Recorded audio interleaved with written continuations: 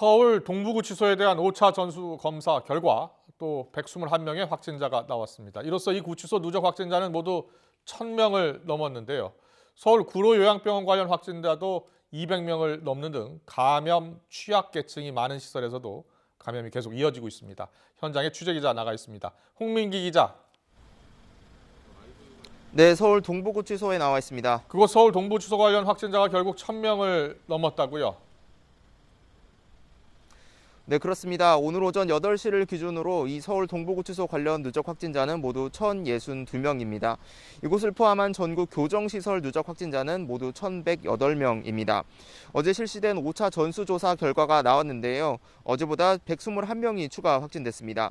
모두 수용자인데 아직 7명에 대한 검사 결과는 나오지 않았습니다. 이로써 서울 동부구치소는 단일 집단 발생 규모로도 상당한 확산세를 보이고 있습니다.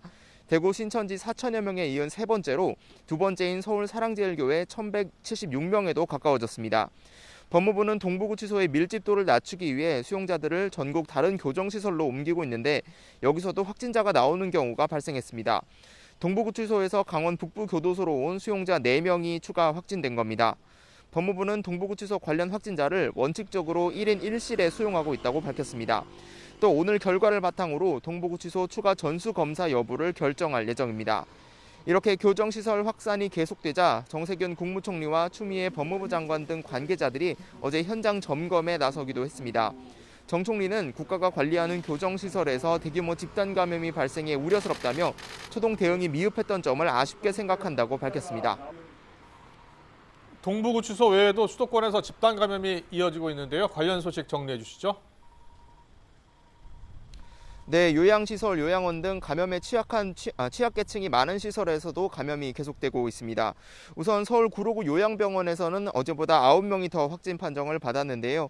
환자와 입소자 3명, 종사자 4명 등으로 누적 확진자는 200명을 넘었습니다.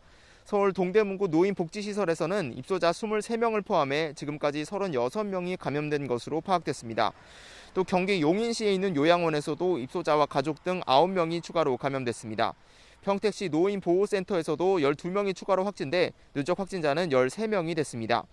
일상 공간에서 감염도 이어지고 있습니다. 경기 군포시의 한 가죽 공장에선 직원과 퇴직자 등에 대한 전수검사를 실시한 결과 모두 75명이 확진됐습니다. 그 밖에도 수원시와 인천 남동구 종교시설에서도 각각 누적 감염이 10명 그리고 27명까지 나왔습니다. 방역당국은 현재 상황을 급격한 증가세는 없지만 또 뚜렷한 감소세도 안 보이는 일종의 정체기 상태라고 평가했습니다.